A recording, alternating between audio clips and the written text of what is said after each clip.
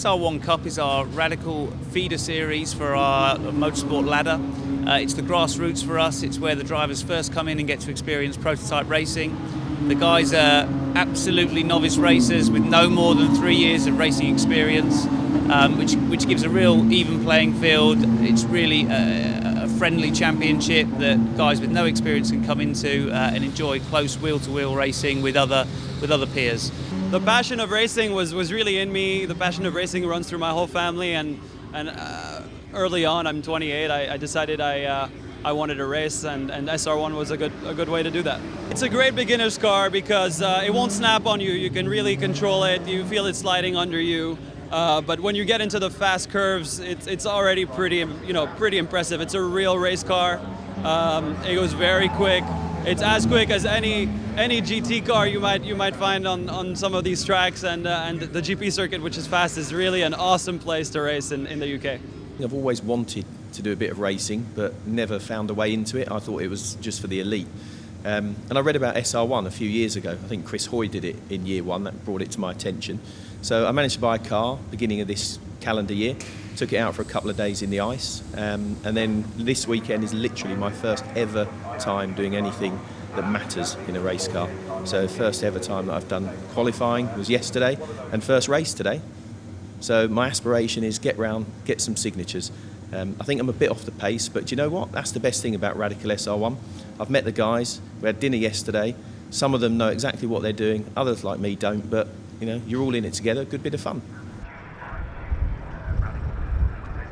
They had a qualifying session yesterday, but we didn't see them race at all yesterday, so they've got a couple of races to look forward to today, which actually kicks off their 2017 season. The grid then for this one, car number 3, which is Jerome de Sadlier, sits there on pole position, and alongside him is car number 12, which is Rob Ellis. Row 2 of the grid is 88, Richard Baxter, returning to this championship, and number 56, which is Rob Courtnage. The third row of the grid, number 10, David Thompson, and 51, Andrew Ritchie. Row 4 is number 48, Andy Chittenden, and number 22, the confirmation of the number for James Pinkerton. Row 5 of the grid is number 95, David Tagg, and 5, which is Peter Devlin, and on his own on the 6th row of the grid, car number 71, Nigel Payne. And as the red lights come on, lights go out. Now it is a good start from the outside of the front row of the grid. Jerome de Sadlier is going nowhere when the lights go out. The pole sitter has stalled and has car number 71, Nigel Payne, at the tail end of the field. So we've got two cars going nowhere at this stage, but through into the lead of the race is, I think it was Rob Ellis that had taken up the lead of the race. Only now, has he got going yet? No, not yet. Oh, there we now go. we are. Jerome de Sadlier gets going just as the marshals arrive. So the pole sitter has got work to do in this one. It is going to be Rob Ellis that leads the race at this stage. Richard Baxter is there in second position, and car number 56, which is Rob Courtnage, completes the top 3. But for Jerome de Sadlier, the lights went out and he just didn't go anywhere.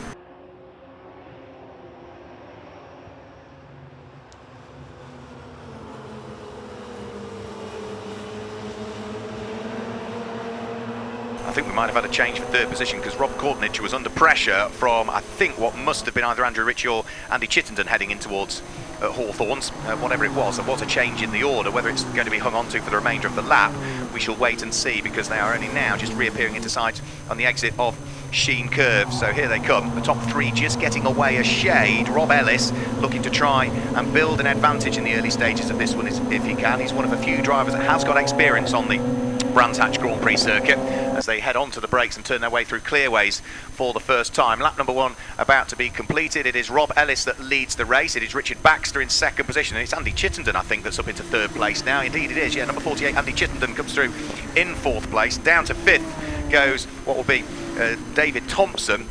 Rob Courtnage is, down to fourth goes David Thompson. Rob Courtnage is there in fifth place, and completing the top 6 is going to be Andrew Ritchie. What of our pole sitter, Jerome de Sadlier? Well, he is now in 10th position, 7.6 seconds off the next car, so that's the gap to watch out for.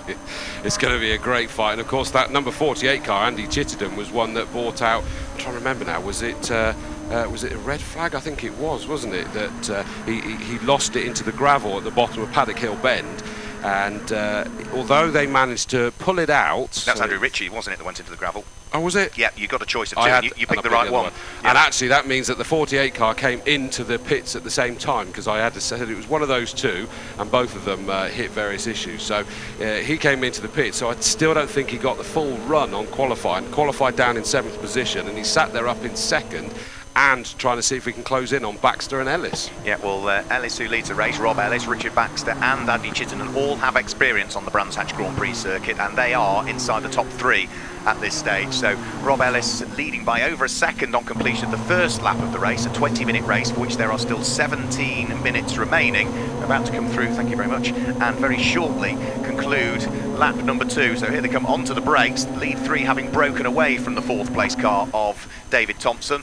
And as they come through and over the start-finish line, it's still Rob Ellis that leads. It's still Richard Baxter in 2nd place. The white car with the red flashes will tell you it's Andy Chittenden who's there in 3rd position. So up towards the braking area for the right-hander at Paddock Hill Bend they'll go. It might be the bottom rung of the Radical Motorsport ladder, but it provides some very, very good value racing, doesn't it? Absolutely, and as we've seen from so many people, is that you need to get as much practice time in these cars to really understand how hard you can push them and where.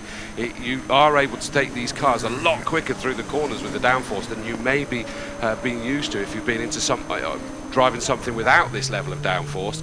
And so it is a great opportunity to get out. Oh, and we got a spinner down at the bottom of Paddock Hill Bend. I think that may have been 95, is it, David Tagg? Last fastest lap of the race so far was done by the number 48 car of Andy Chittenden, sat there in 3rd. You said he looked racy trying to chase the guys in front of him. I think of all of the drivers, he's probably got more experience on the Brands Hatch Grand Prix circuit than anybody, because some of these drivers have previously raced in Radical SR1s on the Grand Prix circuit, but Andy Chittenden also raced in the Radical Challenge Championship last year as well, which took part on the Grand Prix circuit. So through they come. If anything though, Richard Baxter in 2nd place is looking closer now to race leader Rob Ellis.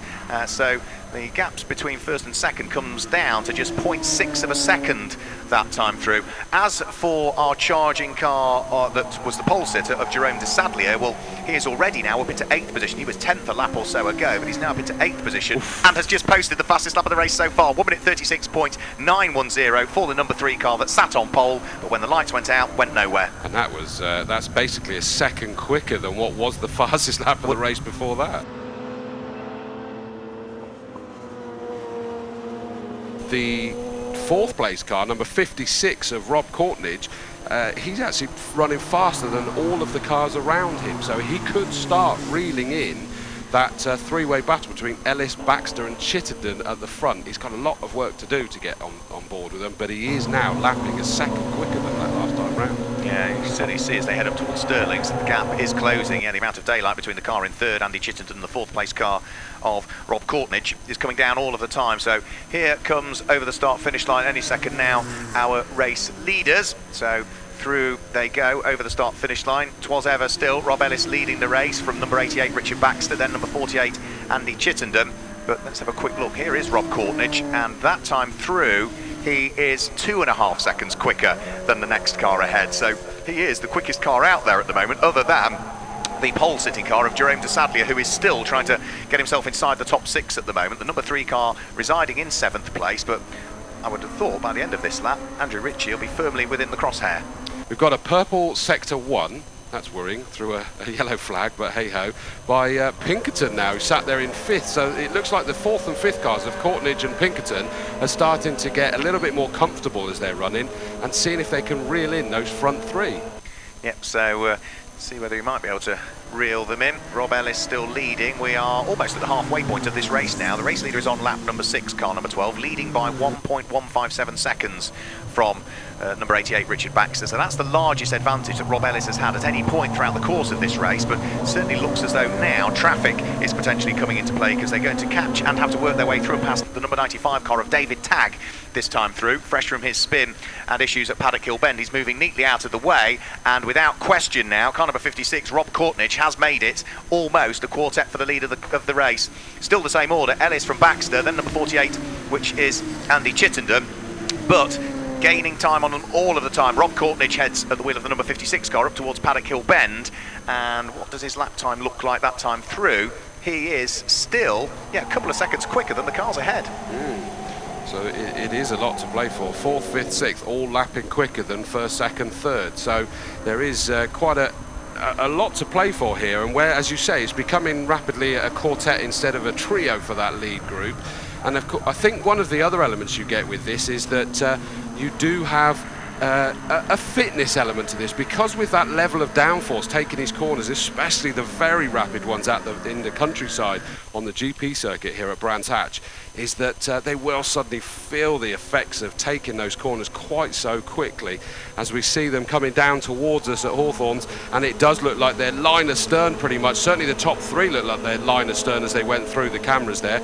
I'm certain it was 1, 2, 3 rather than 2, 3, 4, but I think they're going to come back into our sight absolutely joined together. And we'll wait to see when they reappear back into sight. We'll catch them on the cameras that show us Sheen Curve and the approach towards Stirling's. There they go, and it's still sort of 3 for the lead, and Rob Courtnidge just that little bit further away in 4th place. He's not fully latched himself onto the coattails of the trio that lie ahead, but they're about to thread their way up towards a braking area for Clearways Corner, and well, there we go, it is 3, and then a slightly bigger gap back, isn't it? It is still Rob Ellis that leads with 8.5 minutes to go, 7 laps about to be completed, from Richard Baxter in 2nd place, who's now certainly under pressure from the car of Andy Chittenden. The 3rd place car might have an opportunity here on the run up towards Paddock Hill Bend. Andy Chittenden on the ragged edge by the look of things and the braking there. You can see the tail end of the car moving around. He got close to Richard Baxter, but didn't really look to try and throw one up the inside, but he's going to have another nibble up at Druids Corner. Couldn't quite work his way through, so now it's sort of allowing our race leader Rob Ellis to pull away, and the trio is no longer for 1st, 2nd and 3rd. The trio really is now for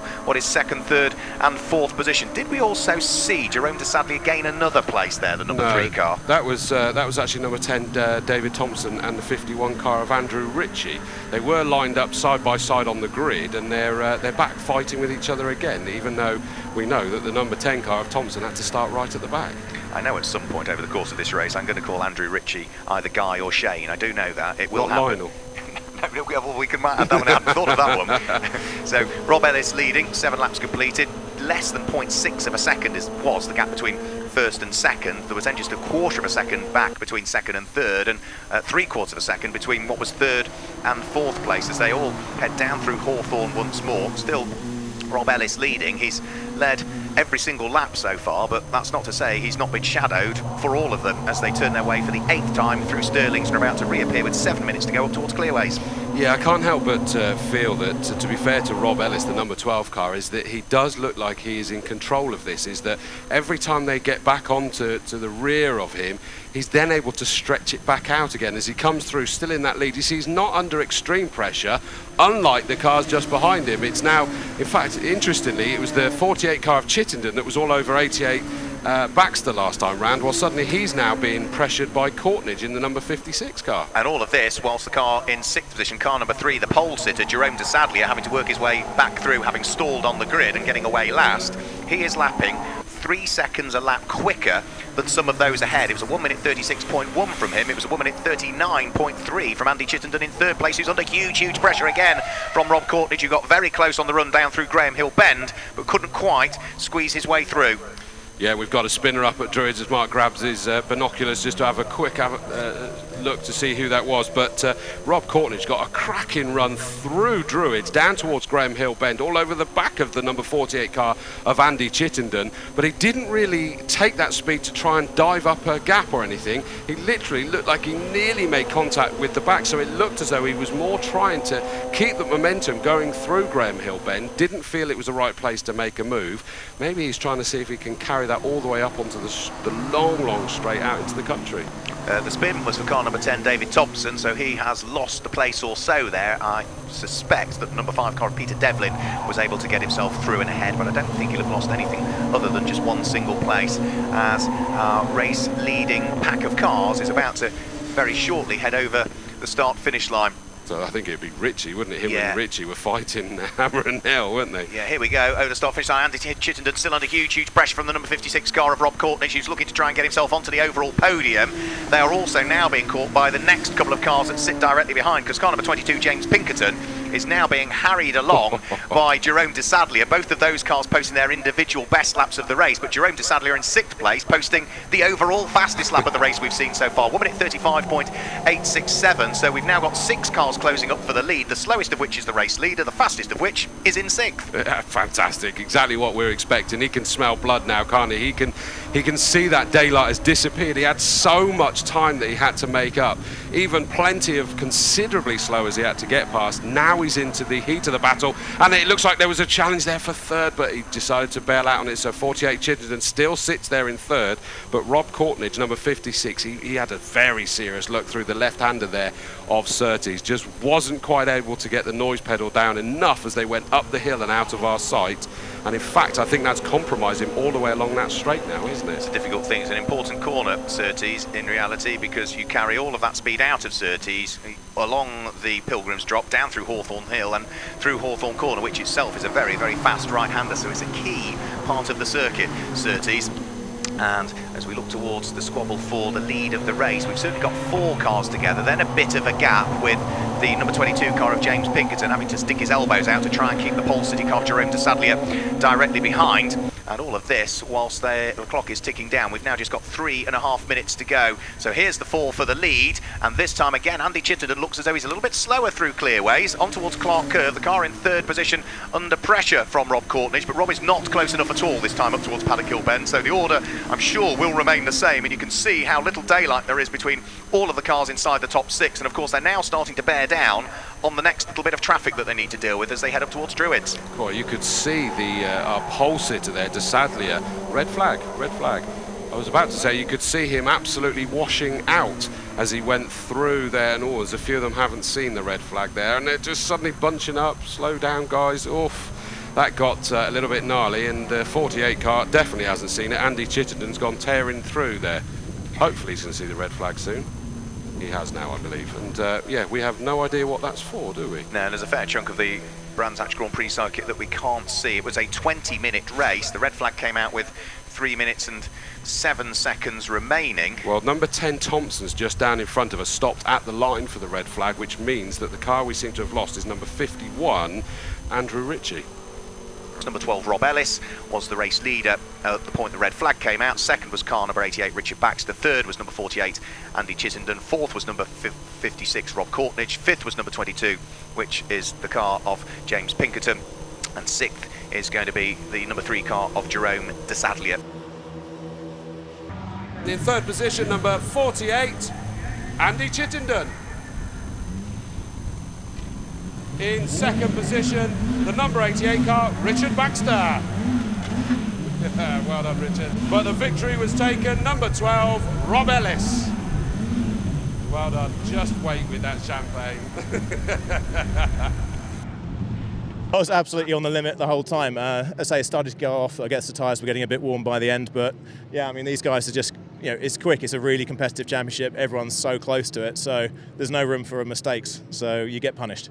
I really enjoyed that because I was obviously on the attack with Rob, who was fast, you know, and he had an answer to everything that I tried. I mean, at the end of the race, he started to get a little bit out of shape, and I thought maybe I'd have an opportunity there, but so did I, and that opened the door really for Andy to start catching me up, and he was putting me under pressure, and I was having to defend quite aggressively to keep him behind me. So that was a great race. I really enjoyed that, and I'm so happy with P2. I think that's fair enough. Yeah, loved it. I got a good start, and I generally do well on the starts, but then towards the end of the race, Jerome sort of was on my tail, so I was having to defend quite a bit. So, but yeah, well done these two. Well done, guys, that's the first podium for the Radical SR1 as we run off the podium and hand back to you, Mark.